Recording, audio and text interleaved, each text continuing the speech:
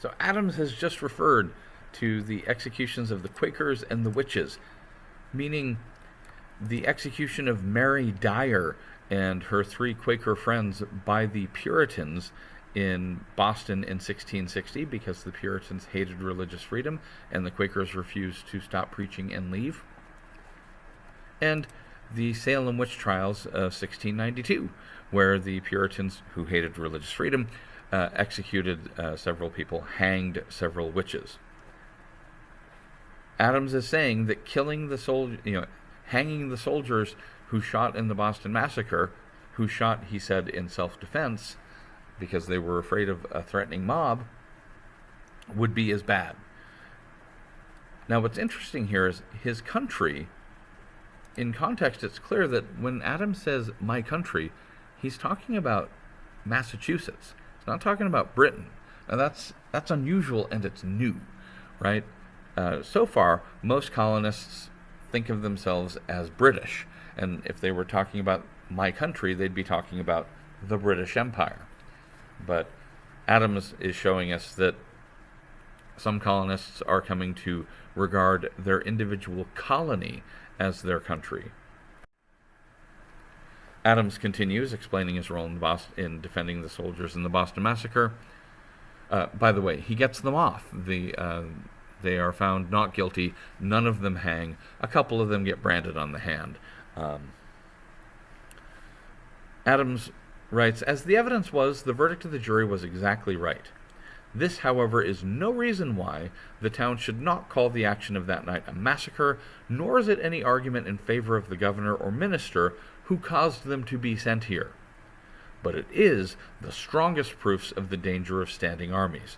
Right? So here Adams is sort of reclaiming his political career. He's saying, look, I'm still a Whig.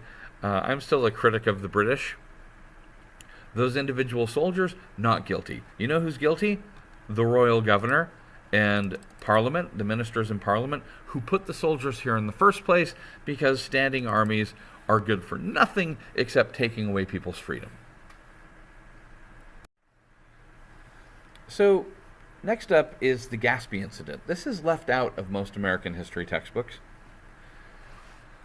Gaspee incident happens in 1772. The Gaspee is a warship. It's the ship on fire in the painting there.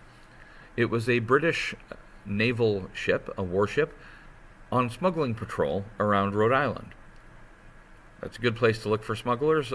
Rhode Island, often then known as Rogues Island, was a real hive of smugglers. And so the British were hunting in the right place, but they made a mistake. They sailed into shallow water and got stuck. And so they're going to have to wait several hours for the tide to turn before they can get underway again. Meanwhile, sailors are hungry, so their captain sends them to gather food from nearby farms, right? They row ashore and collect some food from local farms. They can't pay for the food. They don't have cash for that. But the farmers are going to be able to file for compensation from the British government, and it will take time, but eventually they'll get paid. But in the meantime, it's a real hassle to have a bunch of hungry sailors show up and take a bunch of food. Locals are kind of angry. They're kind of angry about the sailors taking food from local farms, but they're really angry about the fact that the British are cracking down on smuggling in the first place. And the locals decide they're going to stick it to the man, that they're going to show the British how angry they are. Later that night, very late, when most of the sailors are asleep, colonists row out to the ship disguised as Indians. They climb on board. They shoot the captain in the face. They rob the ship, and they set it on fire. Now the crew escapes otherwise unharmed. The captain miraculously survives. But this is how angry the colonists are about smuggling. Now, this gets left out of history books because it doesn't make the Whigs look very good. This is a pretty blatant criminal act, and The British are mad about it too. The British are so mad that they threaten that from now on, colonists who commit these kinds of crimes are going to stand trial not here in the colonies, where a colonial jury is likely to let them off, but they'll be taken back to Britain for trial, and there they would be much more likely to be punished. So this opens another rift between the colonists and Britain. Also, what's with the disguise? Why did the colonists dress up as Indians? Well, part of it is just to conceal their identity, right? If you put on a headdress and war paint, you will maybe be harder to recognize. But they could have used any disguise, and they chose that particular disguise. Disguising oneself as an Indian shows something about how the colonists saw Indians. Now, last week we learned about the Pontiac's War and the smallpox blankets, and the fact that the colonists and the British both wanted to exterminate Indians, saw them as vermin, as rats who needed to be exterminated. But this shows us a different view of Indians, right? At the same time, they have a contradictory view of Indians, that Indians symbolize freedom, freedom on an almost savage level. And so dressing up as Indians is to express total freedom, and it's a way to stick it to the British. And it's weird that they have these two sort of contradictory ideas of Indians in their heads. On the one hand, Indians are like vermin that need to be exterminated, and on the other hand, they're symbols of freedom. But people are complicated, right? There are folks today who, simultaneously like football and basketball, two professional sports leagues dominated by African Americans, and they like gangster rap, but at the same time they don't like actual African Americans, right? So there are racists who like rap and football and basketball, and they haven't really explored and resolved those internal contradictions. Much like colonists never confronted and resolved the internal contradiction between wanting to exterminate Native Americans, but also seeing themselves as symbols of freedom. The following year, colonists once again dress up as Indians and destroy a large shipment of English tea. This is a famous episode known as the Boston Tea Party. Famous, but poorly understood. Right? Most people assume that the Boston Tea Party is a protest against high taxes. That's actually false. The Boston Tea Party was a protest that had something to do with taxes, but the more we look at the Boston Tea Party, the more weird and surprising it is. Now, the Boston Tea Party is a response to a piece of legislation called the Tea Act. But the Tea Act doesn't raise taxes on tea. It cuts taxes on tea by a lot. So the Boston Tea Party is protesting a tax cut, which is weird. Why would anyone want to protest a tax cut? Well, here's why. Now, before, the tax on tea had been high. Under the Townshend Acts, there was a high tax on tea. Because the tax on tea was so high under the Townshend Acts, colonists pretty much stopped drinking British tea. They bought smuggled Dutch tea instead. So you'd think that the tax cut would make them happy, because in fact, the British noticed. I mean, colonists drank a lot of tea back then. Tea back then in the colonies was what coffee plus tea plus energy drinks plus soda are to us, right? Big tea drinking culture in the colonies then, just as there's still a big tea drinking culture in Britain now. The British noticed that the colonists had stopped buying British tea, and they wanted to change that. So in the Tea Act, Britain decides to cut the tax on tea to the bone, make it really low. Make the tax on tea so low that legal British tea would be cheaper than the smuggled Dutch tea.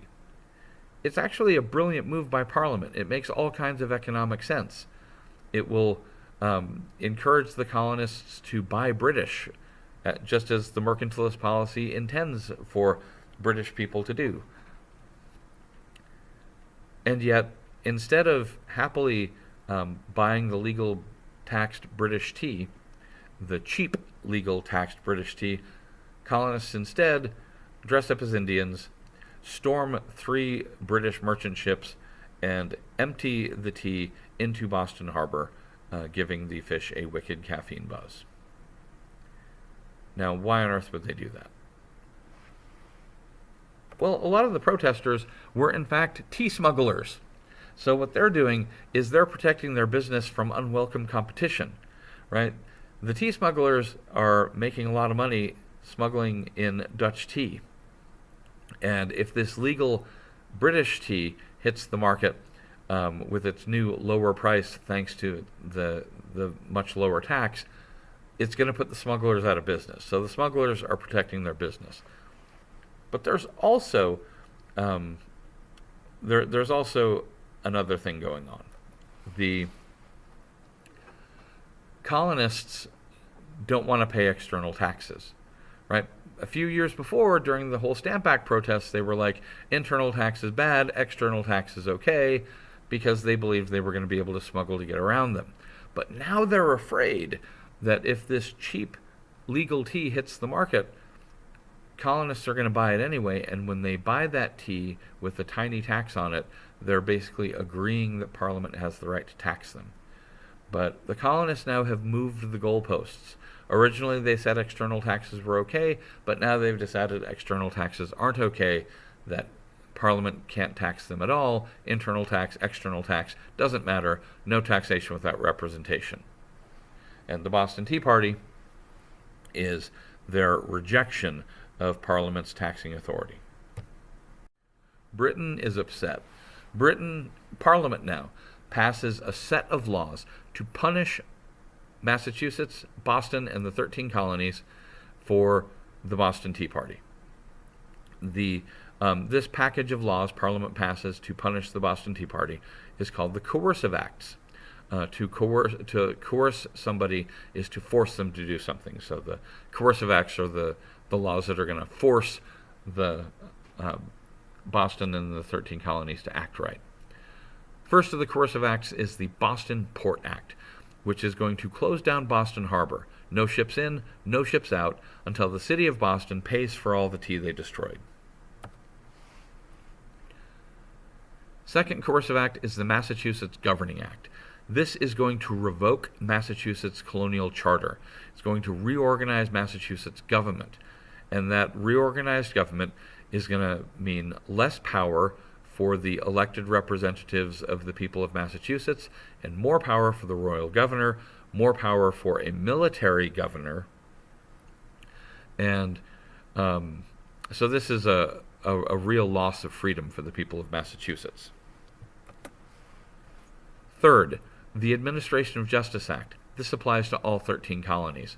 The British are mad still that the soldiers had to stand trial after the Boston Massacre. Even though those soldiers were found not guilty that time, the British don't want to see that happen again. So under the Administration of Justice Act, if a British soldier or government official is accused of a crime in the colonies, the trial has to happen back in Britain. The colonists experience this as a violation of their right to trial by jury. We think of jury trials as protecting the accused, but the colonists also thought of jury trials as an opportunity for the community to render judgment against criminals. And here, that privilege of rendering justice is denied them and awarded to a random jury back in Britain if this ever were enforced. And the last law that applies to all 13 colonies was a Tough New Quartering Act that was going to require all 13 colonies to pay to house and feed troops stationed there. The coercive acts here are shown as Parliament, Britain, forcing tea down the throat of this Native American who represents America. At the same time Parliament passed the coercive acts, they passed an unrelated law called the Quebec Act. We'll talk about it next on the next slide. Suffice it to say here that the colonists hate the Quebec Act too, and for that reason the colonists don't see it as unrelated. They lump the Quebec Act together with the coercive acts under a bigger category called the intolerable acts, the bad laws that we're going to refuse to put up with. We'll talk about the colonial response next.